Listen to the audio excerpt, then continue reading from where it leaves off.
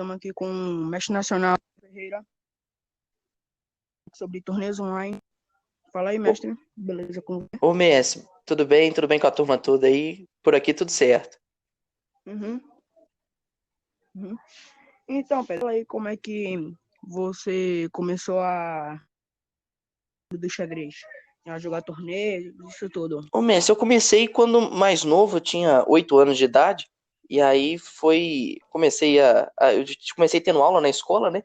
E aí a gente vai pegando gosto, né? Aquilo para criança, o xadrez pedagógico, né? Muito atrativo, muito interessante, e isso a gente vai pegando os benefícios, né? Para as disciplinas na escola, e aí foi pegando a paixão, comecei estudando pouco tempo depois, com apoio também do pai, da mãe, e aí a gente vão surgindo alguns torneios, né? A gente vai aproveitando a oportunidade, né? Para estar participando, e o ambiente de torneio é uma coisa espetacular, né? Então é o que mais me atrai, assim, me atraía quando mais novo e continuo apaixonado, né? Que é esse ambiente de encontrar os amigos, de jogar partida, de ter aquela adrenalina ali, e tanto no xadrez blitz, o rápido pensado, né? Então é uma oportunidade muito boa da gente tá encontrando o pessoal, revendo gente pelo país, e a gente vai treinando, né? É. Jogar contra jogador mais forte também é uma oportunidade importante. E me fala como é que tá sendo, como é que tá agora, depois dessa pandemia, com torneios online, tudo assim, já aumentando. O Messi é um tópico interessante, né? Realmente, principalmente logo no início, ali em março, abril, veio uma febre muito grande, né, de torneios online, e muitos têm se mantido, né? Tem conseguido um bom sucesso aí. É uma forma boa da gente, xadrez talvez é um dos poucos esportes que permite isso, né? Da gente ter um torneio e conseguir agregar até mais jogadores do que se fosse presencial jogando online. Então, oportunidade boa, muitos jogadores, mestres internacionais, grandes mestres jogando, então uma chance interessante da É. gente jogar com eles, né? Ter mesmo que seja blitz principalmente, que é o mais comum, né? Mas é uma oportunidade que a gente não pode perder, né? Uhum. E realmente vai ser algo que, assim, que pode ficar, mesmo depois quando voltarem os torneios presenciais, assim, com mais força, né? Aí pode ser uma realidade que eles vai conseguir agregar a gente, principalmente quem ainda é novo nesse âmbito de torneio, né? E me fala, como é que foi em relação ao treinamento? Treino esse negócio fazer muita coisa antes e depois da pandemia. O Messi é um tópico interessante, né? Essa questão da pandemia, ela influenciou também, acho que muito na parte de estudo, né? Antes desse assunto, acho que muita gente, às vezes, que teve oportunidade, óbvio que a realidade foi diferente assim, para a grande maioria, né? O pessoal, alguns conseguiram, tiveram que se adaptar em termos de trabalho, todo mundo, né? Em termos de rotina, de dia a Uhum. dia, mas muitos conseguiram, às vezes, ter mais tempo, uma rotina diferente que permitiu também estudar xadrez, né? Então, acho que isso é uma coisa que mais É. chama atenção na pandemia, né, mesmo? Porque a forma como o pessoal lidou, isso pode alavancar, sem dúvida, quando as atividades voltarem, os torneios também presenciais, o nível de muitos jogadores, sem dúvida, melhorou, né? Isso eu acho que é um ponto que mais chama atenção nessa pandemia, né? Entendi. Me fala, mestre, isso você teve já algumas conquistas assim, em torneio online? Vi que tava em alguns torneios já campeão. Conta mais aí sobre algumas conquistas que você fez. Teve? Tem, não? Ô, Messi, foram algumas, a gente tem alguns orgulhos, né? Mas o mais importante, independente de resultado, é o aprendizado, né? O xadrez é um trabalho a longo prazo. Então a gente aproveita, assim, É. a oportunidade de ter contato principalmente com jogadores mais fortes, né? Mas alguns resultados interessantes assim, a gente usa de motivação, né? São tópicos interessantes, torneios pensados principalmente, abertos do Brasil. Então teve alguns, o Memorial Bob Fish foi talvez o mais especial, assim, em termos de carreira, né? Foi um torneio realizado anualmente, né, em João Pessoa, um aberto do Brasil, e tive a oportunidade do ano passado, em 2019, de dividir o primeiro lugar, né? Fiquei em terceiro junto com o grande mestre Darcy Lima, né? E o mestre internacional Eduardo Limp. Então fizemos 5,5 de 6, né? Então foi uma oportunidade boa aí de conseguir uma pontuação alta junto com os jogadores tão fortes, né? E aí a gente vai usando isso de motivação, assim, assim, de próprio desperta aquela vontade de manter o ritmo de estudo, de tentar estar sempre melhorando, né? Embora é um trabalho árduo, mas a gente aproveita esse tipo de oportunidade para injetar ânimo, né? É, aí por essa conquista aí na abertura do Brasil, eu tava aqui, né, e queria saber se durante a pandemia você se associou a alguma liga de xadrez, ficou assim, em torneio, jogando algo mais seriado por aí, no prazo. Você fez alguma coisa assim em relação ao xadrez? Ô, Messi, na verdade, eu sou diretor de uma das ligas, de uma liga aqui na região de Minas Gerais, se chama Liga Regional Mata Vertentes, e aí a gente aqui tem bastante atividade, muita atividade presencial, né, antes dessa pandemia, o nível de torneios aqui também é uma referência no estado de Minas Gerais, e a gente manteve também bastante atividade online nessa época, né, então a gente conseguiu ter assim um equilíbrio interessante, né, de manter principalmente os jogadores em atividade. Isso era um objetivo que a gente buscava, né, para os jogadores da nossa liga tá assim manter o ritmo de jogo, não perder tanto o contato. Então tiveram algumas atividades até de xadrez mais longo, né, praticamente pensado, né, online para manter a Uhum. forma dos atletas aí quando as atividades puderem voltar, os torneios presenciais, a gente ter essa assim, a gente não tá tão defasado, né? Então o pessoal mantém o ritmo de jogo, né? Então esse foi um dos grandes objetivos que a gente fez, além assim, de torneios, atividades, não só de torneio também, mas, por exemplo, lance do mestre, transmissões, análise de partida, então a gente fez algumas atividades aí para manter o pessoal assim, em ritmo de jogo, né? Principalmente as crianças, né? Criança tem muito, assim, eles têm muita facilidade, né? Mais, né, em jogar online, então é importante também, às vezes, eles não pegarem um pouco de vício, né? De jogar, às vezes, muito bullet, eles gostam bastante, então é importante a gente achar esse equilíbrio, né? Entre a diversão e o benefício para a evolução no xadrez, né? Mestre, tu me falou que tinha conhecido o xadrez bem cedo. Aí, conte mais sobre isso, que quanto tempo você demorou para virar mestre nacional, até lá. Conte mais um pouco sobre sua história aqui pra gente. Ô, Messi, eu comecei, como a gente tinha comentado, né? Comecei jogando com 8 anos e eu morava numa cidade diferente da que eu moro atualmente, né? Mas, assim, foi uma oportunidade de me chamou a atenção esse xadrez pedagógico, né? Esse lado lúdico do xadrez e que ajuda muitas crianças e aos poucos fui sendo introduzido nesse meio de torneios, né? Eu resido atualmente em Juiz de Fora e aqui já é uma cidade de um porte maior em relação a que eu morava, então eu conseguia assim, ter acesso a mais jogadores mais fortes, e tiveram torneios também, principalmente no início, assim, de âmbito escolar, né, e depois já de categorias mais focadas no público adulto, xadrez mais de alto rendimento, né, e a gente vai, assim, participando, aprendendo, perdendo bastante, né, mas o objetivo justamente é esse, né, a evolução vem junto com a derrota é fundamental para a gente aprender e evoluir, né? Então isso fez parte, a gente vai lidando com isso e tirando, né? A parte para assim um xadrez mais construtivo, né? Que a gente consegue melhorar o nosso jogo, o que a gente pode aprender e aos poucos a gente vai participando também de eventos já a nível nacional e aí campeonatos brasileiro por idade, né? FENAC, FENAGE, brasileiro escolar, são campeonatos aí para garotada, né? E depois já campeonatos de nível é, mais focado em adulto, né? Semifinal de brasileiro, zonal, e aí já alguns abertos do Brasil já de grande porte.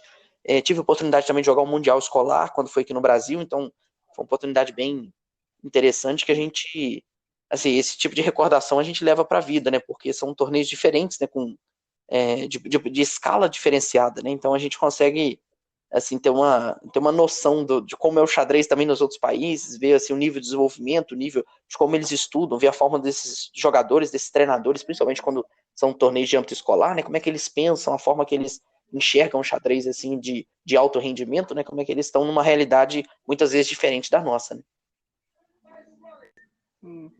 E o seu, como é que foi? Você teve que ganhar algum torneio? Isso, ele Como é que foi em foi? função da participação, Messi, no Campeonato Continental, que foi também, sem dúvida, o principal torneio que eu, né, em termos de nível de evento, assim, eu joguei foi no ano passado, em 2019, quando aconteceu aqui no Brasil, foi em São Paulo, um torneio muito forte, assim, de torneio longo, pensado, né, que classificava para como classificatória para o Campeonato Mundial, né, de vaga na Copa do Mundo. Então isso realmente atrai muita atenção, né, assim, dos jogadores mais fortes. E aí é uma escala, né? Os grandes mestres fortes vão atraindo os mestres internacionais, os mestres feeds, e aí que atrai jogadores mais fracos. É uma bola de neve assim que vai fazendo o torneio ganhar uma proporção muito grande, né?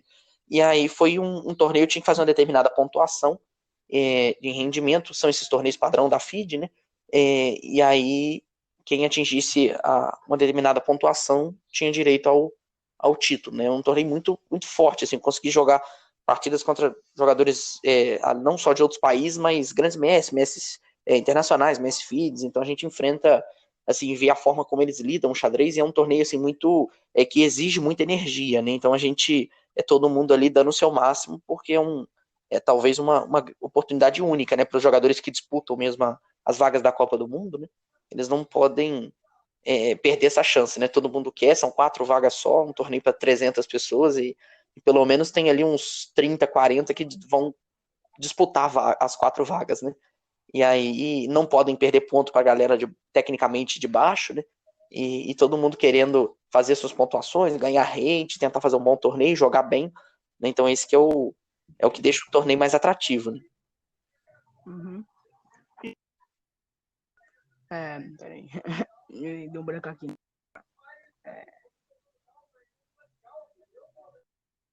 Lembrei aqui.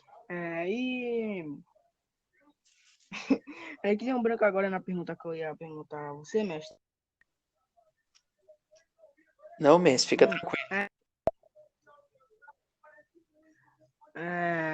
E você falou aí sobre mundial escolar e outros campeonatos aí. Eu queria saber os seus planos para o futuro, com títulos, conquistas, mais ou menos assim, ao xadrez mesmo. Campeonato e sobre títulos. O que você tem para o futuro? Você... Ô, mestre, é um ponto interessante, né, assim, em termos de objetivo, né? Assim, sem dúvida, qualquer tipo de objetivo passa pela evolução no jogo, né, mestre? Então, assim, o foco, sem dúvida, é tentar entender um pouco mais e melhorar a técnica, cálculo, melhorar um pouco de tudo, né? Mas, assim, isso, obviamente, a gente usa esses torneios, essas atividades, esses eventos como motivação, né? Como uma forma não só da gente divertir, porque o ambiente é espetacular, mas como motivação. Então, sem dúvida, um objetivo a longo prazo é o título de Messi Feed, né?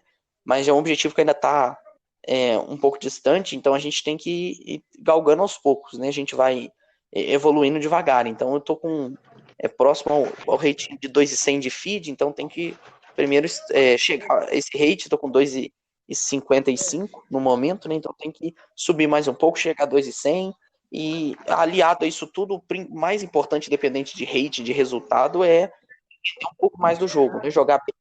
O resto vai ser consequência, né? Esse que é o grande X da questão, né?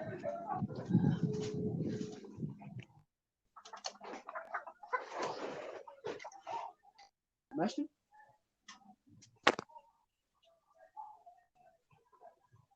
Mestre, tá aí?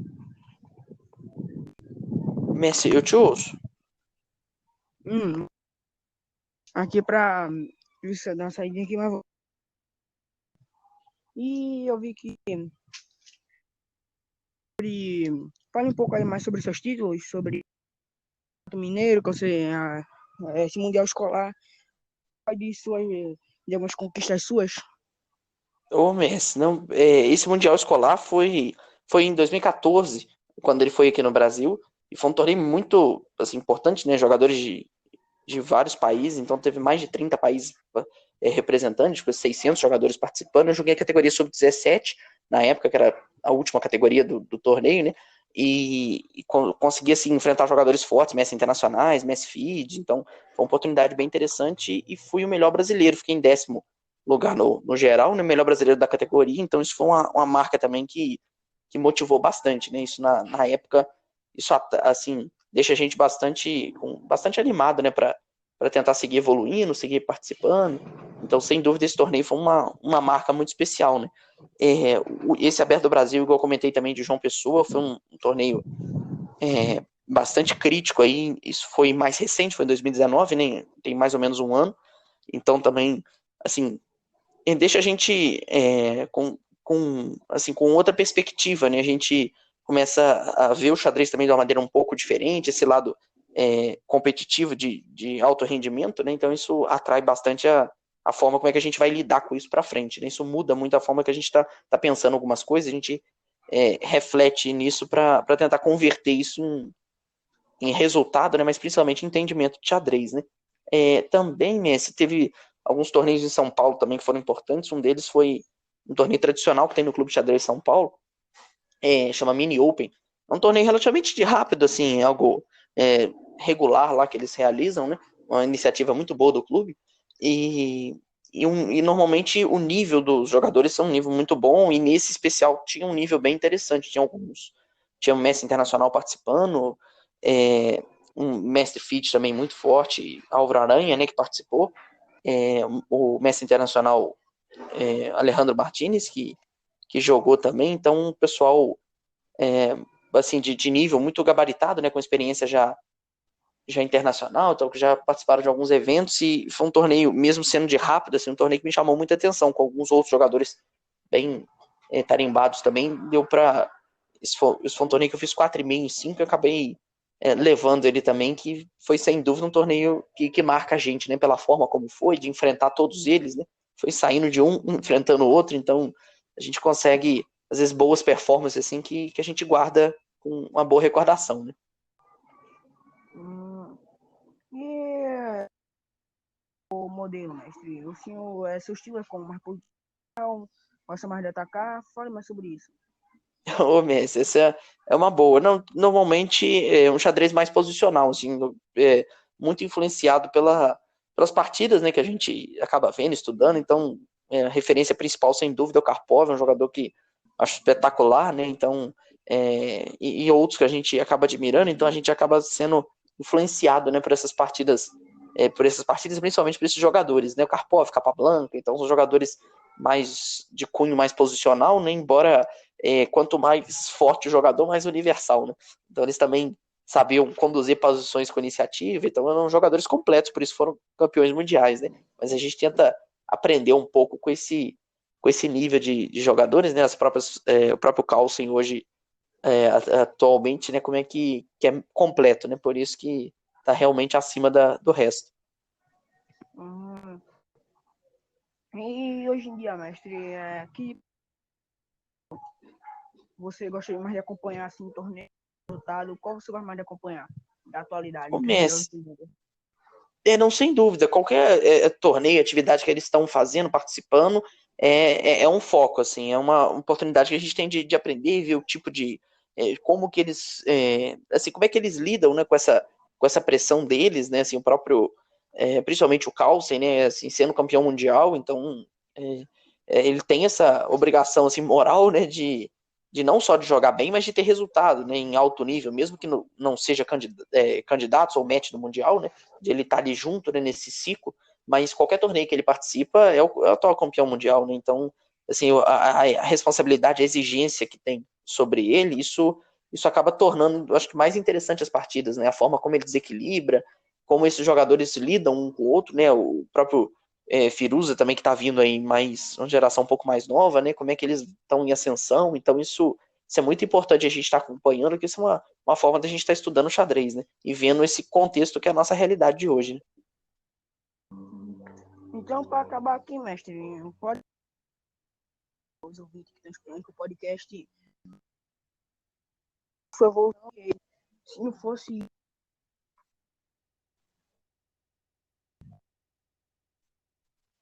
Ô, Messi, desculpa, você repete, por favor, Messi? aqui falando uma frase aqui para os seus ouvintes sobre o que algum motivo que não fosse isso um jogar de xadrez. Tem algo assim que motiva você? Ô, Messi, é uma pergunta boa.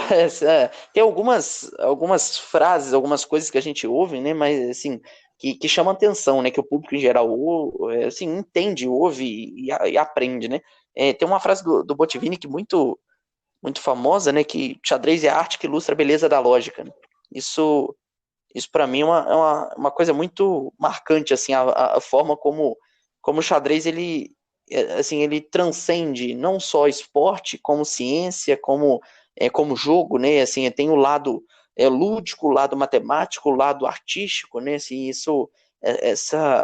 o xadrez ele é completo, né? Então, assim, é uma oportunidade que não só da gente estar assim lidando com gente com objetivos diferentes, de realidades diferentes, mas também da gente estar integrando uma das poucas formas aí de maior integração, né, mais democrática que existe, que é o próprio xadrez, e assim, principalmente na forma da gente aprender coisas novas, né? Então a gente consegue abranger um pouco desse cunho assim de competição, desse competitivo de torneios, de atividades, dessa parte pedagógica, lúdica para criança, de trabalho com idoso, de trabalho com crianças com condições especiais. A gente consegue focar no lado artístico de composições, torneios de composição, na parte de ciência, né, no estudo, na profundidade em análise, por exemplo, de finais, no uso de engines no lado computacional em termos de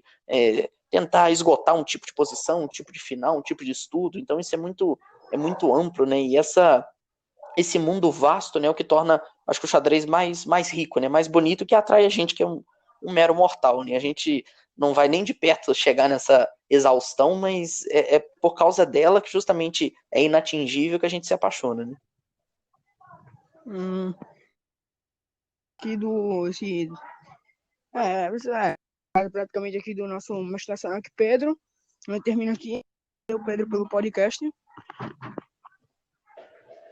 Obrigado mesmo pelo convite, pela oportunidade. Até uma próxima.